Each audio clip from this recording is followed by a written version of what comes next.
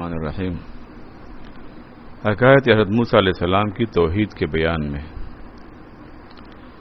حضرت موسیٰ علیہ السلام کو وحی آئی کہ اے موسیٰ، ہم نے تم کو اپنا برگزیدہ بنا لیا۔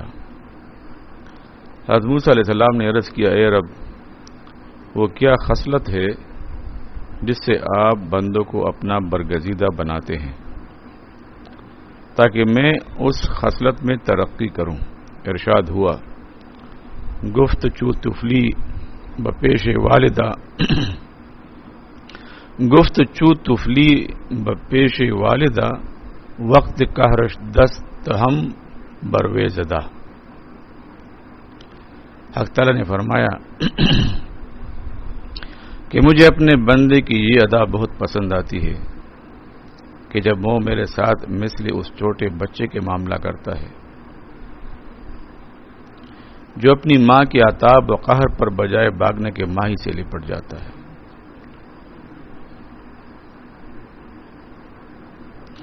مادرش گر سے لیے بروے زند ہم بما در آیت و بروے تند و بروے تند۔ اور جب ماں اپنے چھوٹے بچے کو تمانچہ مارتی ہے تو ماہی کی طرف بھاگ کر اسی پر گر کر اسے مضبوط پکڑ کر چلاتا ہے۔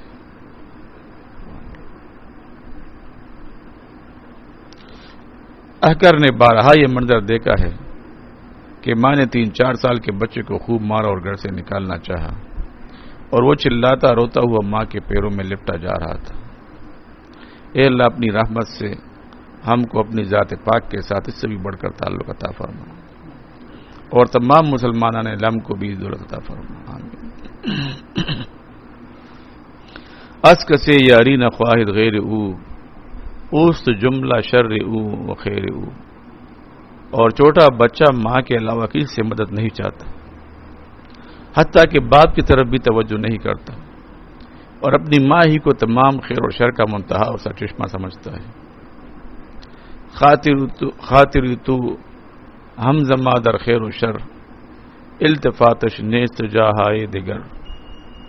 اے موسیٰ علیہ السلام، آپ کا خیال اور آپ کا تعلق بھی ہمارے ساتھ خیر و شر میں اسی طرح ہے کہ ہمارے علاوہ کسی دوسری جگہ آپ کی توجہ نہیں جاتی۔ غیر من پیشت چو سنگست کلوخ گر سبی و گر جوان و گر شیوخ۔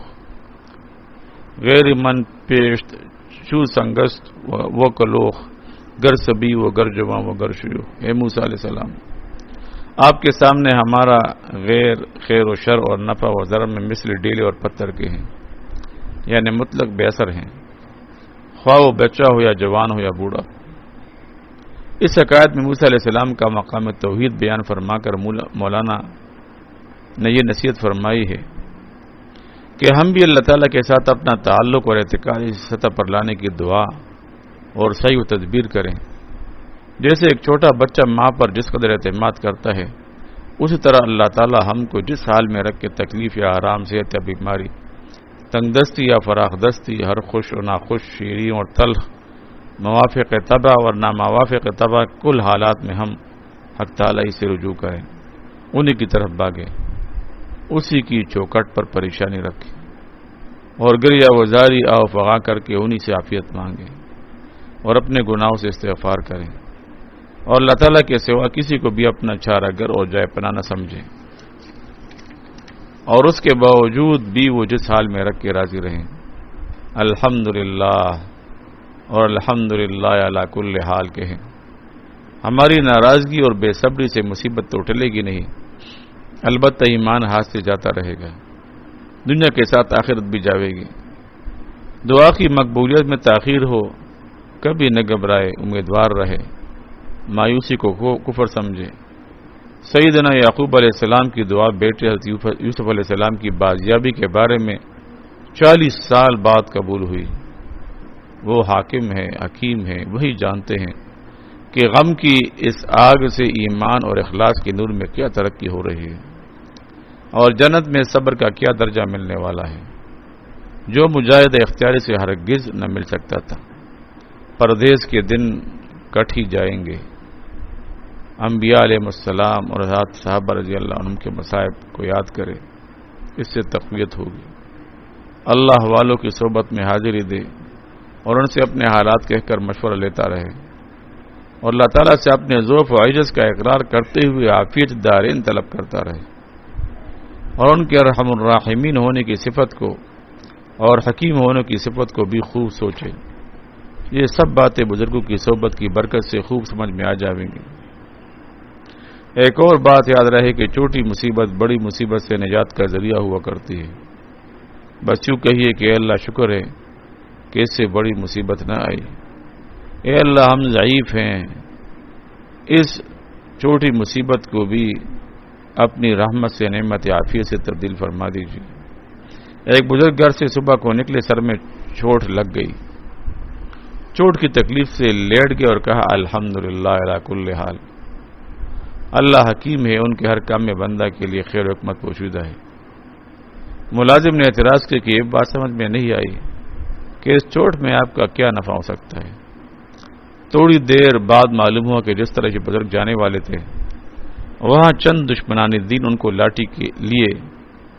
لاٹھی لیے جان سے مارنے کے لیے کھڑے تھے، تو پھر سب کی آنکھیں کھل گئی۔ اللہ تعالی ہم سب کو بھی ایسا ہی حسن اعتقاد عطا فرماوے جو اللہ تعالیٰ کی محبوبیت اور مقبولیت کے انعام کا ذریعہ بن جاوے، آمین۔ قصہ حضرت سلیمان علیہ السلام کا بلقیس کو دعوت اسلام دینا۔ حضرت سلیمان علیہ السلام نے بلقیس کو بذریعہ قاصد پیغام بھیجا کہ بلقیس، خیز بلقیسا بیاؤ ملک بھی، برلب دریا یزدہ در بچیں۔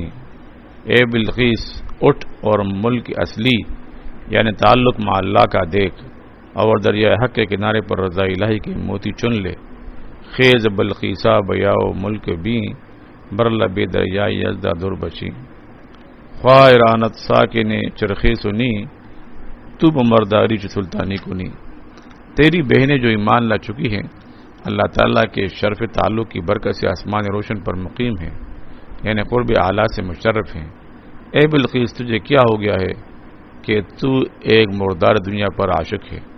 خواہ رانت راز بخشش ہائے راد، ہیچ میدانی کیا سلطان چتات۔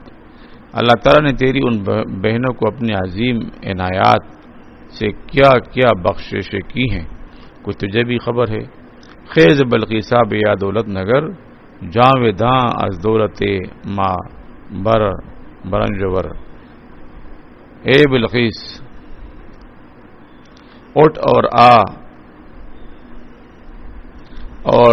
آ دولت باطنی دیکھ اور ہماری دولت باطنی سے ہمیشہ پھل کھا۔ خیز بلقیسا بیا در بحر جود، ہر دم میں بردار بے سرمایہ سود۔ اے بلقیس اٹھ اور بحر جود میں آ اور بے سرمایہ کے نفع حاصل کر۔ ہمارے پاس سرمایہ عبادات وغیرہ بھی اپنا نہیں ہے، سب فضل الہی اور توفیقات الہیہ کا ثمرہ ہے۔ خواہ رانت جملہ درعشی و طرب، بر تو چوں خوشگشت این رنجو تعب۔ تیری مومنات بہنیں سب کی سب عیش ایمانی سے لطف اڑا رہی ہیں، اور تو دنیا کا رنج و تعب کب تک برداشت کرتی رہے گی؟ خیز بلقیسا سعادت یار شو، وز ہما ملک سبا بیزار شو۔ اے بلقیس اٹھ اور سعادت کی ساتھی ہو جا، اور تمام ملک سبا جو فانی ہے اس سے بیزار ہو جا۔ تو دی شادی چھو گدائے تبل زن، کہ منم شاہو رئیسی گولخن۔ تو خوشی سے مثل اس فقیر کے ڈول بجا رہی ہے جس نے اپنی تنگ دستی کے باوجود ڈول بجانا شروع کیا اور کہا میں کوڑیوں کا بادشاہ ہوں اور رئیس ہوں۔ تو کیا اس فقیر کو اس شور و غل سے کوئی بادشاہ سمجھ لے گا؟ اسی طرح تو اس دنیا کی بادشاہ اور رئیس بنتی ہے جو کہ اس کوڑی سے بھی زیادہ پلید اور گندی ہے، لہذا اس کو ترک کر دے اور آخرت کی دائمی دولت کی طرف حریص ہو جا۔ خیز بلقیسا کنو با اختیار، پیش از آنگے مرگ آرد گیر و دار۔ اے بلقیس اٹھ اور اپنے ارادہ و اختیار سے ہدایت کو قبول کر لے، قبل اس کے کسی گندگی اور مردار پرستی کی حالت میں تجھے موت آ کر بے اختیار کر دے۔ خیز بلقیسا بیا پیش از اجل، در نگر شاہی و ملکی بے دغل، اے بلقیس آجا اور موت سے پہلے اسلام قبول کر لے اور حق تعالیٰ کے قرب کی سلطنت لازوال کا کر و فر دیکھ لے۔ خیز بلقیسا بجاہ خود مناز، اندری درگہ نیاز ورنہ ناز، اے بلقیس اٹھ اور اپنے ناز بیجا پر ناز مت کر کہ بارگاہ حق میں نیاز مندی ہی قبول ہوتی ہے، وہاں ناز کی کوئی قدر و قیمت نہیں۔ خیز بلقیسا و مستابا قضا، ورنہ مرگ آیت کشد گوشے ترا، اے بلقیس اٹھ اور قضا سے جنگ نہ کر ورنہ موت آئے گی اور تیرا کان پکڑ کر مالک حقیق کے پاس لائے گی، اس وقت ندامت کے سوا کیا ملے گا۔ بعد ازاں گوشت کشد مرگ آنچنا، کینچو دزد آئی بشہنا جا کو نا، اے بلقیس اگر آج تو اپنے اختیار سے اسلام قبول نہیں کرتی تو اس کے بعد موت تیرا کان اس طرح کھینچے گی جس طرح چور کو سپاہی کوتوال کے پاس کھینچتا ہے۔ زی خزاں تاچنت باشی، زی خزاں تاچنت باشی نال دز، گر ہمی دزدی بیا ہو لال و دزد، اے بلقیس ان گدوں سے کب تک نال چوری کرتے رہے گی۔ زی خوراں تا چند باشی نال و دز، گر ہمی دزدی بیا ہو لال و دزد، اگر چوری ہی کرنی ہے تو آجا اور اسلام قبول کر کے پھر نال کی چوری کرنی شروع کر، یعنی دولت باطنی کا فیض لے لے، دنیا پرستی سے باز آ جا۔ خواہ حیرانت یافتہ ملکی خلود، تو گرفتہ ملکت کورو کبود، اے بلقیس تیری بہنیں ایمان اور اسلام کی دولت سے سلطنت لازوال کی مالک ہیں اور تو دنیا حقیر کے لیے خوش ہو رہی ہے۔ اے خنک آنجاں کو زی ملکت بجست، کہ اجل ای ملک را ویراں گرست، مبارک ہے وہ شخص جو اس ملک فانی کی محبت سے آزاد ہو گیا، کیونکہ موت اس دنیا کو اور دنیا کی تمام لذتوں کو ہم سے چھڑانے والی ہے۔ تو وہی شخص اچھا ہے جو اس بے وفا کو منہ ہی نہ لگائے، بس بقدر ضرور دنیا حاصل کر لے، دل سے دور رکھے اور دولت اخروی میں ہمہ تن ہمہ وقت مصروف رہے۔ خیز بلقیسا بیا بارے ببی، ملکت شاہاں و سلطانہ نے دی، اے بلقیس اٹھ اور آ دین کے سلاطین کی سلطنت لازوال کا مشاہدہ کر، وہ اسی سلطنت کو ہر وقت اپنے ساتھ لیے پھرتے ہیں۔ کما قال اللہ تعالی نور یمشی بہ فی الناس، اللہ تعالیٰ مومنین کاملین کے قلوب میں ایسا نور عطا فرما دیتے ہیں کہ وہ اس نور کو لیے لوگوں میں پھرا کرتے ہیں، وہ نور ہی اس کا باغ و بہار ہے، مگر عام مخلوق اس باغ کو دیکھ نہیں سکتی۔ طواف مکن برفل کے بے پر و بال، طواف میں مکن برفلک بے پر و بال، ہم چو خورشیدو چو بدر چو ہلال، آسمان پر بے بال و بے پر کی خورشید اور بدر ہلال کی طرف طواف کرتے رہو، یعنی اے لوگو اللہ کی محبت سیکھو اور عرش والے سے رابطہ کر کے پستی سے نکل کر فلک پر مثل سورج و چاند کے روشن ہو جا۔ ہم تو شاہ ہو، ہم تو لشکر، ہم تو تخت، ہم تو نیکو بخت باشی، ہم تو بخت، اے بلقیس ایمان لانے کی برکت سے تو ہر وقت اپنی ذات کے اندر مستقل سلطنت الشکر و تخت شاہی کا مشاہدہ کرے گی، کیونکہ سلاطین کو تخت و تاج کی بیک دینے والا تیرے قلب پر اپنے لطف و کرم کے ساتھ سایہ فگن ہوگا، تو اس وقت تو کس قدر نیک بخت ہوگی، بلکہ سراپا بخت ہوگی۔ تو ز خود کے گمشوی اے خوش خصال، چونکہ عینی تو تراشد ملک و مال، اے وہ جان پاک جو اللہ تعالیٰ کی محبت و قرب و رضا کی سلطنت لازوال اور دولت غیر فانی سے مالا مال ہو گئی ہے، ایسی جان بذات خود سلطنت و دولت ہے، پس موت کے وقت تمام چیزیں جدا ہوں گی، لیکن تو اپنی ذات سے کیسے الگ ہو سکتا ہے؟ یعنی دولت قرب باطنی جو تیری ذات میں داخل تھی اس کو تیری روح اپنے ساتھ لے کر خدا کے روبرو تجھے سرخرو کرے گی، کیونکہ تیرا ملک و مال تیری عین ذات بن چکا ہے۔